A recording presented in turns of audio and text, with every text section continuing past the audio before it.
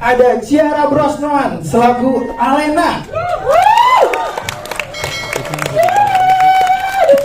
Halo Ciara, ya Allah, lucu banget ya. Ciara boleh kita di satu belakang Mas kita. Iya. Oke. Kita juga panggil Jericho Gautama sebagai Ismail. Jericho Gautama, luar biasa sekali. Halo Jericho. Ya. Boleh disebut dulu. Dilanjut lagi dengan siapa? Ada Karenina selaku Ratu Iblis. Wah, luar biasa sekali. Wah, ini cantik banget Halo ya Karenina, ratunya. luar biasa loh. Ratu Iblis tapi cantik kayak gini ya. Iya, luar biasa. Keren. Lala, langsung pose loh. Oh, Ririn Ekawati sebagai Maya. Kak Ririn. Halo Kak Ririn, Sambut selamat sore. ulang tahun dengan film Alena Anak Ratu Iblis ini, luar biasa sekali. Kita lanjut. Dan Guritno Wah. selaku Ratna. Wah. Oh, kita belum datang Oh, belum ternyata. datang. Oke, baik. Aduh, sayang banget. Ya, kita lanjut berarti kan. Boleh. Langsung kita panggil Temi Raharti sebagai Hendra. Tangan dong buat Kak Demi. Halo Kak Temi, selamat sore. Silakan. Selamat, Kak. Dan duduk sebelah sana. Oke, senang Tadi ya. banget nih ya. Udah lengkap semua nih Bener kayaknya banget. ya. Produser, sutradara, pemain, penulis, udah kira di balik film Anak Ratu Iblis yang sangat-sangat menyeramkan ini apa sih rahasianya? Dan apakah ada cerita-cerita yang menarik yang bisa di-sharing buat penonton semua? Pak Sonu boleh diceritain gak sih Pak? Kalau ini kan filmnya itu kan percampuran antara CGI dan juga film secara langsungnya. Nah, itu konsepnya seperti apa sih Pak? Dan bagaimana proses syutingnya dan juga lainnya membedakan dengan film yang sebelumnya nih, yang sempat dikerjakan juga yang mungkin juga sudah cukup agak lama ya Pak. Dan ini adalah film salah satu film horor yang tentunya ditunggu-tunggu nih oleh masyarakat Indonesia saat ini. Boleh ceritain nggak sih Pak seperti apa? Selamat sore. Lihat ke depan Pak Sono. Umpamanya untuk proses syuting CGI terutama itu kita memakai sistem baru itu dengan yang disebut oleh perusahaan Dreamcatcher. Terus sudah itu konsepnya itu terutama dari Ibu Manuska. Nah untuk syutingnya itu agak sulit ya karena kita matanya semuanya hijau sih, green screen terus gitu. Green terus juga ya. Tapi untungnya nggak mata duitan Mbak ya. Hijau-hijau boleh ya. Boleh. Selama hampir 10 harian ya kita di satu studio dengan storyboard dan terutama didukung sama pemain-pemainnya juga, para kru itu dari storyboard itu kita masuk ke dalam satu yang dinamakan offline screen. Setelah offline screen itu baru kita masuk lagi ke CGI. Setelah CGI itu baru kita jatuhnya ke online. Jadi proses waktunya itu cukup lama ya, hampir 1 tahun ya Pak Tony ya, kurang lebih 1 tahun untuk pembuatannya.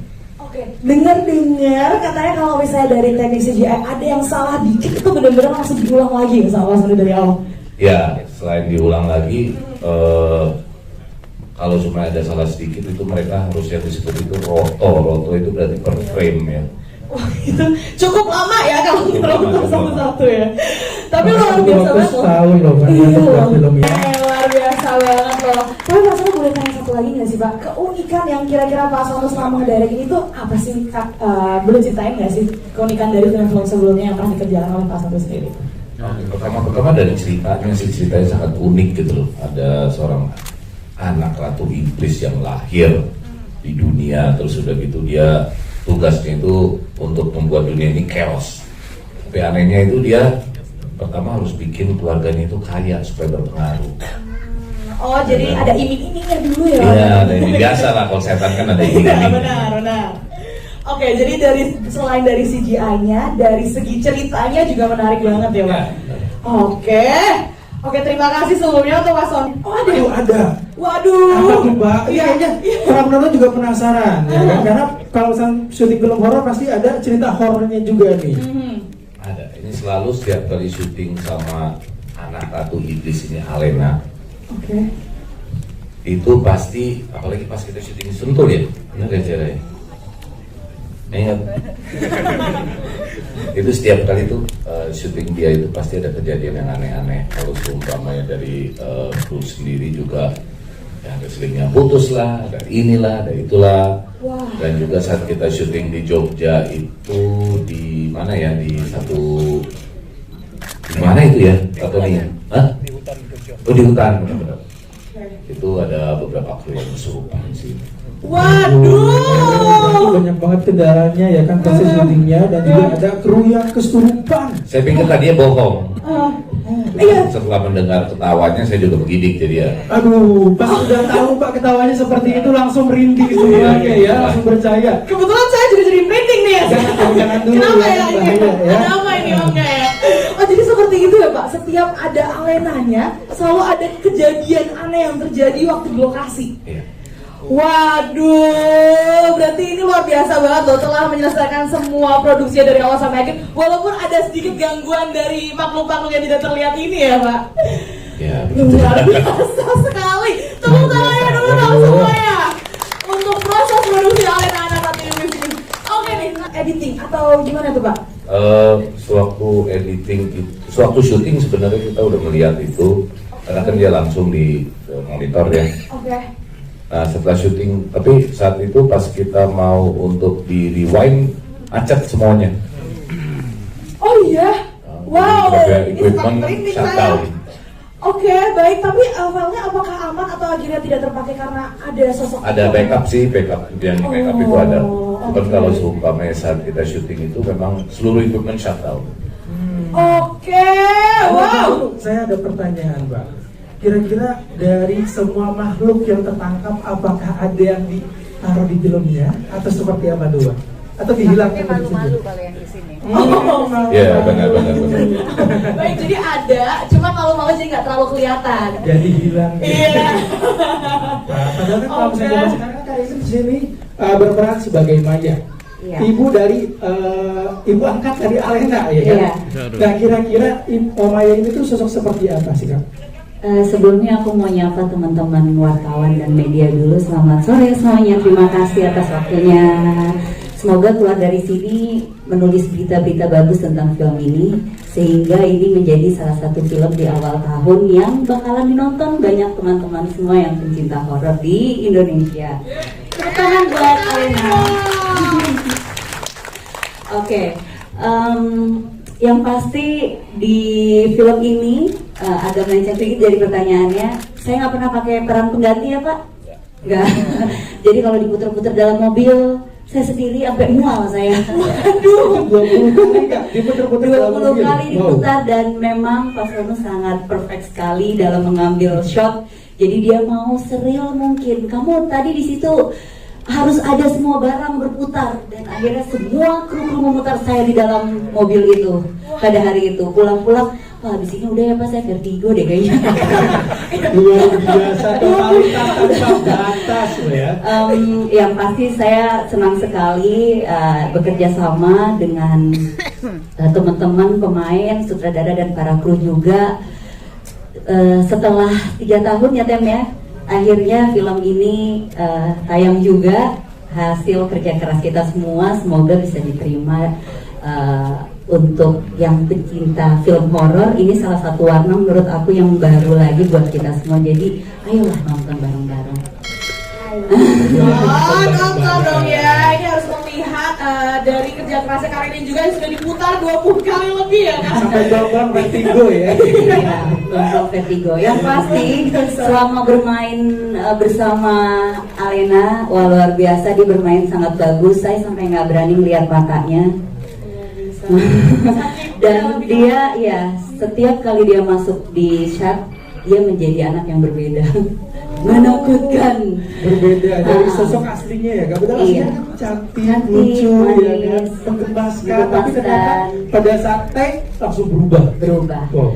Nah, di sini saya berperan sebagai Maya yang menjadi istrinya Temi Rahadi di sini. Terus kita berdua menantikan anak sudah sekian lama. Tiba-tiba diketemukan dengan anak yang wah ini dia nih yang ditunggu-tunggu. Jadi besar banget keinginan aku untuk mengambil Alena pada saat itu. Ternyata di berjalannya waktu banyaklah muncul masalah-masalah yang ternyata berawal dari dia. Dari anak cantik ini. Ya begitu. Oke, luar biasa banget. Luar biasa banget, Citra itu hari benar-benar ini. sudah menantikannya ya, akhirnya bisa ketemu sama para penonton semua ya. Kak, boleh nggak sih diceritakan nih karakter Ratu Iblis itu sendiri seperti apa, dan adakah pengalaman-pengalaman yang pernah kakak alami di set atau enggak setelah selesai syuting dan lain sebagainya? Kayaknya banyak banget yang penasaran, apalagi sosok Ratu Iblis takutnya kebawa sampai rumah kan, ngeri soalnya.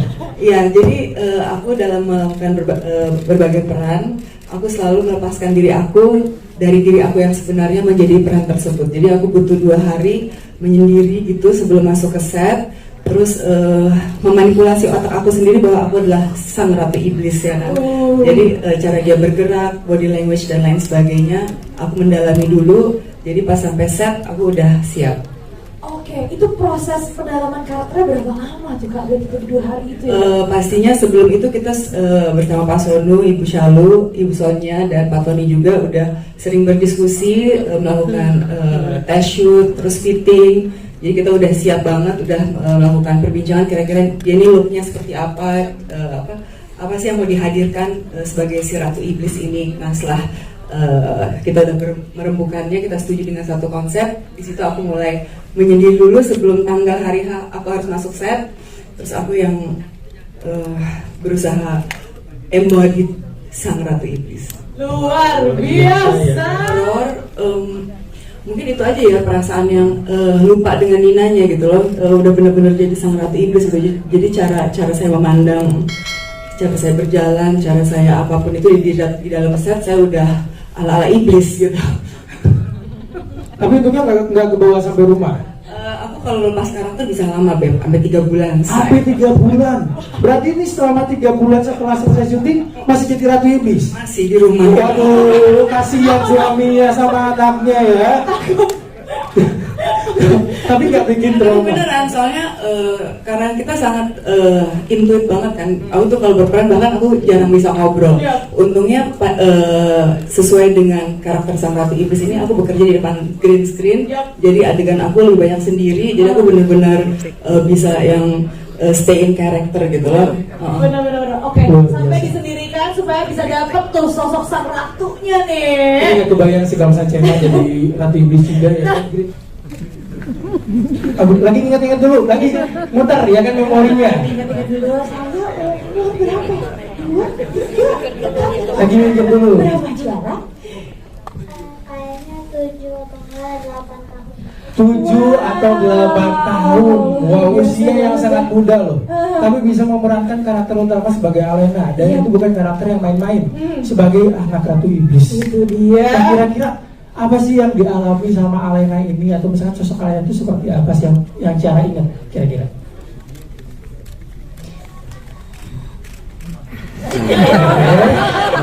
Lagi mengingat lagi.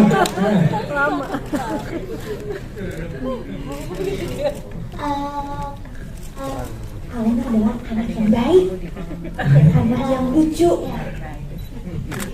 Yang kayak iblis. Benar banget, benar sih. Benar, tapi benar. Benar. Anak Ratu Iblis ya kayak iblis. Nggak mungkin. Nggak salah. Nggak salah. Tapi Ya udah deh. perasaannya Ciara gimana? Seneng nggak? Senang karena aku suka syuting horor. Kenapa suka syuting horor? Karena seru aja. Karena seru aja. Dan tadi kan juga ada tuh kalau misalnya Ciara itu salah satu sosok yang bisa berubah karakternya ketika memainkan peran. Itu dia. Makanya dia suka banget. Nah, terus gimana gitu Ciara? Ini pertama kali jadi yang iblis-iblis gitu. Oh baik, karena sebelumnya sempat main tapi banyak iblis ya. Iya. Oke. Habis itu ada adegan yang aku di detect mode. Gara-gara itu susah banget. Apa tuh kira-kira? Itu ada di atas kolam itu dalam banget. Terus itu aku diseling. Oh. Itu tuh aku nggak mau. Aduh, maksudnya jadi merasa bersalah gitu kan. Perfeksionis. Iya, jadi merasa bersalah ya Pak. Perfeksionis. Nah, untuk hasil yang terbaik tentunya. Itu dia. Oke, lanjut Ciara. Itu rasanya udah getar-getar. Habis itu kan itu aku nggak boleh kedip kan. Jadi takut. Habis itu nggak boleh pegangan selingnya. Jadi itu diulang-ulang gara-gara itu aku mau kedip aja. Gak apa-apa, Ciara sudah luar biasa banget ya. Sudah bisa menjalankan seluruh nih proses produksi dari Alena Anak Ratu Iblis ini dan bisa menyelesaikannya loh tentunya. Bener banget. Itu dia nih, luar Satu biasa lagi banget. pertanyaan dari Cema ya kan. Kira-kira apa sih hal yang seru yang pernah Ciara alami di lokasi syuting? Atau misalkan ada yang sering jajanin, ada yang sering ngajakin main, kira-kira kayak gimana? Tante Ririn. Aduh, langsung disebut Tante Ririn, seorang ibu ya kan? Iya. Cuma sering diajak jajan. Sering habis itu aku ingat malam-malam aku lagi joget-joget dikasih minum. Biar nggak capek, biar tetap bisa joget ya. Ini Kak Ririn Minum apa biasa tuh? perhatian sekali ya. Iya. Atau aku perlu juga biar dikasih minum ya? Jangan. Jangan Kak. Jangan. Oke. Ciara, makasih banyak. Sama-sama. Namanya masalah budget. Kalau masalah budget produksi sebenarnya memang saya produser juga, director juga. Cuman kalau semua saya di lapangan memang nggak ngurusin budget, jadi lebih banyak pertanyaan kepada para produser yang ada di sini kali. Kalau seumpamanya masalah genre horor di Indonesia itu menurut saya itu akan selalu ada ya, karena kita di Indonesia ini sangat senang banget sama horor supernatural. Memang menjadi salah satu culture kita lah di sini. Dan untuk kedepannya saya yakin banget kalau semua film horor di Indonesia itu akan tetap lebih bagus dan tetap jaya. Yang kedua tadi apa ya?